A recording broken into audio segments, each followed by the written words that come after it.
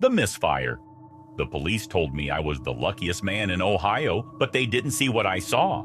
I spent 6 minutes in a windowless box staring down the black matte barrel of a 9mm, watching a man's finger squeeze the trigger over and over again. Every time I heard that hollow, mechanical click instead of a bang, I felt a part of my soul leave my body. I worked asset protection in Canton for 3 years. You think you're used to the adrenaline until the routine turns into a death sentence. It was December 18th when we spotted Andre Robinson. He wasn't just shoplifting, he was vibrating with a frantic, jagged energy that should have sent us running the other way. We intercepted him near the exit and brought him to the loss prevention office, thinking it was just another day of paperwork and police calls. The moment that heavy door clicked shut, the air turned to lead. Shoplifters usually scream or beg, but Andre was a statue. He sat in that cheap plastic chair, staring at the wall while his leg twitched at a speed that didn't seem human. When I asked for his ID, he didn't reach for a wallet. He looked at me with eyes that were completely void, like he had already processed my funeral in his head. He didn't yell, he didn't warn us, he just stood up and reached into the small of his back.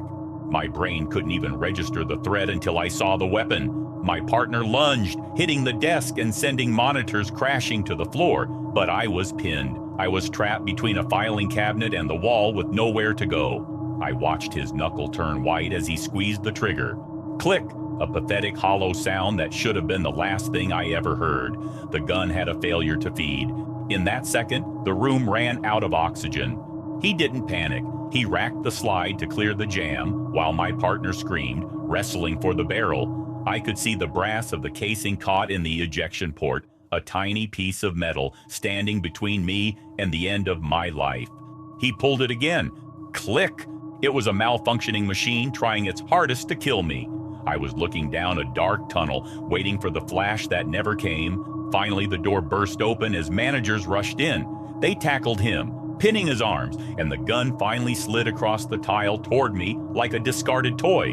I couldn't touch it. I couldn't even move my hands. When the police arrived, an officer looked at the weapon and told me the round was seated wrong. The gun was a piece of junk, and that was the only reason I was still standing. I quit a week later. Now, every time I hear a mechanical click or see a man with a backpack, my heart rate spikes. The police report from Canton in December 2025 confirms every word of this. Andre Robinson was arrested and charged with attempted murder and several weapons counts. Canton Police Department released the official statement shortly after the incident on December 18, 2025. Officers responded to the Walmart on Tuscarawas Street West following reports of a suspect pulling a firearm on employees during a shoplifting investigation. The suspect, 33-year-old Andre L. Robinson, was apprehended after a violent struggle in the loss prevention office. Evidence technicians confirmed that the firearm Robinson brandished was loaded but had suffered a mechanical malfunction during the attempt to fire. Robinson is currently being held on a high bond facing charges of attempted murder, felonious assault, and carrying a concealed weapon. The inside man. The scariest thing about being betrayed isn't the act itself. It's the realization that you were smiling at your enemy for months. I worked the electronics department at a supercenter in Palm Beach County, a place where everything of value is locked behind plexiglass fortresses. I thought the keys were the only thing keeping the store safe, but I forgot that the person holding the keys is the only one who truly knows how to pick the lock. I worked the closing shift with a girl named Sarah. We were a team. We shared lunch breaks, complained about the overbearing management, and vented about our lives while stocking shelves.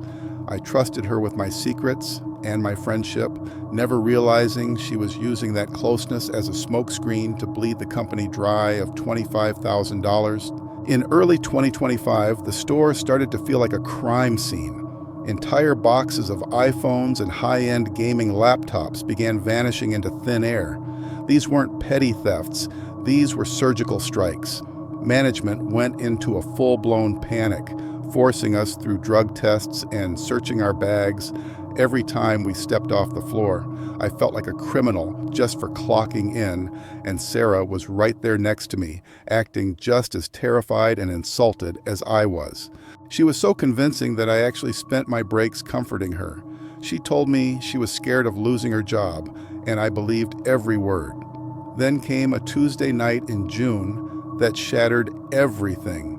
I had finished my floor pull early and was heading to the back when I realized I'd left my water bottle near the loading dock. As I approached the rear of the store, I saw something that stopped my heart, a heavy fire exit propped open with a single pack of gum. I stayed in the shadows, my pulse thundering in my ears. I expected to see a masked intruder, but instead I saw Sarah. She walked up to the door carrying a plastic bin overflowing with thousands of dollars in tech. She wasn't shaking. She wasn't looking over her shoulder. She looked bored. A man in a dark hoodie met her at the door, took the bin, and vanished into the night without a word. Sarah just kicked the gum away, let the door click shut, and walked back to the floor like she had just finished a routine task. The sickness I felt in that moment was worse than any fear. The person I had been venting to, the person who had looked me in the eye and lied for months, was the one burning the whole place down. I didn't confront her. I knew a crew that could move that much product was dangerous. I went to the store manager the next morning, and the fallout was a bloodbath. It turns out Sarah knew every blind spot in the camera system and every minute of the lead's meeting schedules. She was the perfect insider because she knew exactly how to weaponize my trust. Watching the Palm Beach County Sheriff's deputies lead her out in handcuffs in July 2025 was the hardest thing I've ever seen. I didn't feel bad for her. I felt foolish. They recovered the stolen merchandise from a nearby apartment, and the court records detailed a sophisticated theft ring that Sarah had been choreographing from within our electronics cage. I don't make friends at work anymore. I do my time and I leave. Every time I hear the click of a key or see a fire exit, I think about Sarah and how easy it was for her to watch me struggle while she handed the keys to the kingdom to a ghost in a hoodie. The false witness. The scariest people in the world are not the ones carrying weapons.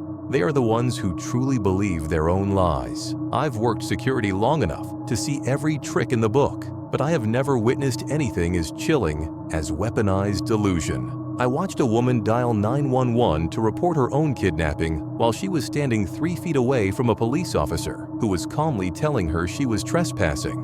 It was a freezing Tuesday in January 2025 when she walked into the seasonal section. I recognized her immediately. We had officially barred her from the property months ago for threatening staff, and by law, her presence was a crime. I approached her and politely reminded her that she had to leave. Most people would argue or storm out, but she didn't move. She just pulled herself up to her full height and started reciting a script about maritime law and corporate personhood. She claimed the store was a public vessel and that as a living soul, she was untouchable. There was a total lack of doubt in her eyes that made my skin crawl. When she refused to budge, I called for backup. A young officer arrived and tried to explain the reality of private property, but that is when she flipped the script in a way that felt like a descent into a nightmare. She pulled out her phone, dialed 911, and put it on speaker. The moment the dispatcher answered, her voice transformed into a frantic, terrified sob. She told the operator she was being held against her will by an armed man who was threatening to abduct her. The officer was standing right there with his hands visible and his body cam rolling, staring at her in total disbelief as she described a violent assault that wasn't happening. She began detailing the bruises she was receiving and the way he was touching her, all while standing perfectly still in the middle of the aisle. It was psychological horror in its purest form. For a split second, looking at the conviction on her face, I almost doubted my own eyes. She wasn't just lying to get out of a ticket. She was manifesting a completely different reality in real time to try and destroy a man's life. The standoff lasted 10 minutes, a surreal scene of her screaming for help, while customers walked by staring in confusion. The officer finally realized that logic was useless against someone who had abandoned the truth. The second he reached for his handcuffs, she lunged at him, swinging her phone like a weapon and screaming that she was a sovereign being. It took 3 of us to finally get her into the back of the cruiser. The body cam footage from late January 2025 became a viral case study because of the chilling disconnect between her words and the world around her. She was charged with criminal trespass, resisting arrest, and making a false report, but the legal victory felt hollow. I still have dreams about that phone call. It makes you realize that you can't reason with someone who has rewritten the truth. Now, every time I have to trespass someone, I keep my distance and make sure my own phone is recording. You never know when someone is going to try and erase the reality right in front of you.